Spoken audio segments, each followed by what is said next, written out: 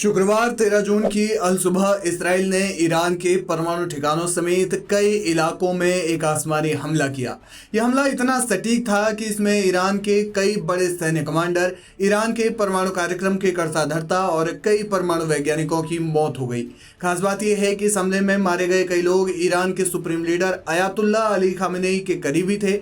इसलिए इस वीडियो में हम जानेंगे कि इसराइल की एयर स्ट्राइक में कौन कौन मारे गए। इसराइली एयर स्ट्राइक में ईरान की इस्लामिक रेवोल्यूशनरी गार्ड कॉर्प्स यानी पासदाराने इस्लाम के प्रमुख जनरल हुसैन सलामी की मौत हो गई। वे ईरान के परमाणु कार्यक्रम को जारी रखने में एक अहम भूमिका निभा रहे थे।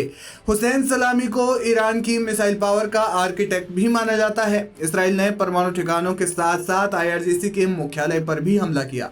वे सीधे supreme leader Ayatollah Ali Khamenei को रिपोर्ट करते थे। ईरान की सेना में उनका ओहदा सबसे बड़ा माना जाता है। बताया जा रहा है कि कुछ महीने पहले उन्हें अंडरग्राउंड मिसाइल साइट्स पर भी देखा गया, जहां ईरान की नई और अत्याधुनिक मिसाइलें तैयार हो रही थी। कहा जाता है कि बीते साल जब ईरान ने इसराइल पर मिसाइल हमले किए, तब वे उस पूरे ऑपरेशन के मास्टरमाइंड थे। सेना में आने से पहले उन्होंने मैकेनिकल इंजीनियरिंग की पढ़ाई की। बाद में उन्होंने IRGC ज्वाइन की और फिर पीछे मुड़कर नहीं देखा। मेजर जनरल मोहम्मद बाघेरी की भी मौत। इसराइल के हमले में ईरान के सशस्त्र बलों के chief of staff Mohammad Bagheri की भी मौत हुई है। बताया जा रहा है कि इनके जिम्मे ईरान के मिलिट्री ऑपरेशन और उससे संबंधित अन्य कार्य थे। Aim right, achieve big. At KR Mangalam University, we provide you the platform to turn your dreams into reality. At KR Mangalam University. ईरानी फौज में हुसैन सलामी और मेजर जनरल मोहम्मद बाघेरी को एक ही तराजू में रखा जा सकता है। यानी एक हमले में सैन्य रूप से ईरान के दो सबसे बड़े सैन्य अधिकारियों की मौत हुई है। इसके अलावा हमले में IRGC के सीनियर कमांडर गुलाम अली राशिद की भी मौत हुई है। वहीं ईरान के परमाणु कार्यक्रम के प्रमुख मोहम्मद इस्लामी ने भी हमले में अपनी जान गंवाई है। इसराइल के सटीक हवाई हमले में 6 बड़े परमाणु वैज्ञानिक भी मारे गए। वहीं ईरानी सरकारी मीडिया ने बताया कि तेहरान में आवासीय इमारतों पर हुए हमलों में महिलाओं और बच्चों सहित कई नागरिकों की भी मौत हुई है। ईरान ने मेजर जनरल मोहम्मद पाकपुर को बनाया IRGC चीफ। हुसैन सलामी की मौत के बाद ईरान के supreme leader Ayatollah Ali Khamenei ने मेजर जनरल मोहम्मद पाकपुर को IRGC चीफ बनाया है। वे इस्लामिक रेवोल्यूशनरी के शुरुआती दौर से IRGC के साथ जुड़े रहे हैं। उन्होंने ईरान इराक युद्ध में हिस्सा लिया और कई महत्वपूर्ण सैन्य भूमिकाएं निभाई। रिपोर्ट्स के मुताबिक उनके पास पॉलिटिकल जियोग्राफी में PhD है और उन्होंने ईरान के उत्तर पश्चिम में आतंकवाद विरोधी अभियान और दक्षिण पूर्व में स्थायी सुरक्षा स्थापित करने में महत्वपूर्ण योगदान दिया है। पाकपुर ने IRGC की कई महत्वपूर्ण इकाइयों का नेतृत्व किया है, जिसमें 8वीं नजफ डिवीजन और 31वीं अशूरा डिवीजन शामिल है। उन्होंने उत्तरी कमांड मुख्यालय के प्रमुख के रूप में भी कार्य किया। उन्होंने सीरियाई गृहयुद्ध में ईरानी बलों का नेतृत्व किया और दावा किया कि ईरानी सेनाएं सीरियाई शासन की इच्छा तक वहां रहेंगी। बहरहाल देखना यह होगा कि ईरान इस हमले का जवाब कैसे देता है।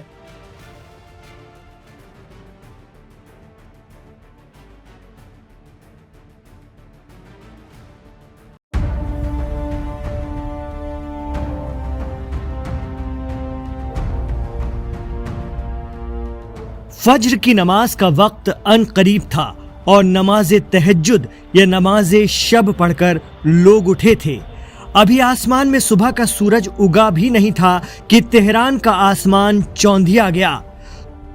सुबह सुबह ईरान की पासदाराने इस्लाम से लेकर रेगुलर आर्मी और न्यूक्लियर साइंटिस्टों पर एक साथ ऐसे सटीक हमले हुए कि किसी को संभलने का मौका ही नहीं मिला। एक ही दिन में एक ही बार में ईरान का इतना बड़ा नुकसान हो गया है जिसकी किसी ने कल्पना भी नहीं की थी। लेकिन सवाल उठ रहा है कि ईरान के टॉप ऑफिसर एक साथ कैसे जाँ बहक हो गए। जुमे यानी शुक्रवार 13 जून की अल सुबह ईरान के आसमान में आग बरसने लगी। राजधानी तेहरान के रिहायशी इलाकों समेत नतांज और दीगर न्यूक्लियर फैसिलिटी पर इसराइल ने जबरदस्त हमले अंजाम दिए। इन सटीक हमलों में ईरान की Islamic revolutionary guard corps IRGC यानी पासदाराने इस्लाम के चीफ मेजर जनरल हुसैन सलामी जाँ बहक हुए हैं। इसके अलावा 2 प्रमुख परमाणु वैज्ञानिकों फरीदून अब्बासी दवानी और मोहम्मद मेहदी तेहरानची की भी मौत हो गई। ईरानी सशस्त्र बलों के chief of staff major general Mohammad Bagheri के भी इन हमलों में मारे जाने की पुष्टि ईरानी फौज ने कर दी है।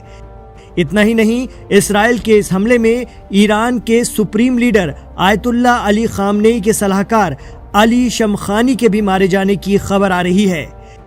ईरान के टॉप के ऑफिसरों को सुबह सुबह क्या उनके घरों पर अलग अलग टारगेट करके मारा गया इस्राएल के जरिए? Aim right, achieve big. At KR Mangalam University, we provide you the platform to turn your dreams into reality. At KR Mangalam University. ये वो लोग थे जो ईरान के सुप्रीम लीडर के बाद सीधे फैसले लेने का हक रखते थे। इन हमलों पर बारीकी से नजर बनाए एक्सपर्ट बता रहे हैं कि इस्राएल ने ईरान के अंदर ही इन आला अधिकारियों को एक साथ घेर कर मारा है, न कि अलग अलग। ईरान मामलों के एक्सपर्ट शौकत भारती कयास लगा रहे हैं कि ईरान के ये सभी 5 टॉप के अधिकारी नमाज शब पढ़कर एक साथ सुबह सुबह कोई खुफिया मीटिंग कर रहे थे, जिसकी भनक इस्राएल की खुफिया एजेंसियों के पास थी। इसलिए इराक से एक साथ जहाज उड़े और तेहरान में ठीक निशाने पर हमला हुआ। इसमें ईरान की पहली पंक्ति का फौजी नेतृत्व एक बार में ही खत्म हो गया है। कहा जा रहा है कि इस्राएल की सटीक जानकारी और शार्प हमले की रणनीति कामयाब रही है। पिछले 3 दिनों से ईरान इस्राएल के बीच की टेंशन जिस तरह से बढ़ गई थी, उससे लगने लगा था कि किसी न किसी तरफ से बहुत बड़ा कुछ होगा। इसी खतरे को भांपकर ईरान में खुफिया मीटिंग अंजाम दी जा रही थी। शुक्रवार सुबह इस्राएल ने उसी मीटिंग को टारगेट किया और ईरान के आला अधिकारियों को खत्म कर दिया। ईरान के सुप्रीम लीडर आयतुल्ला खामेनेई ने इसे ईरान के खिलाफ इस्राएल की शैतानी कार्रवाई कहा है और चेतावनी दी है कि अब ईरान ऐसा जवाब देगा कि दुनिया देखेगी। वहीं इस्राएल के पीएम नेतन्याहू कह रहे हैं कि ये यहूदी कौम को बचाने का वक्त है। हमने न सिर्फ इस्राएल को बचाने के लिए ऐसा किया, बल्कि अरब देशों को भी ईरान की आक्रामकता से बचा लिया है।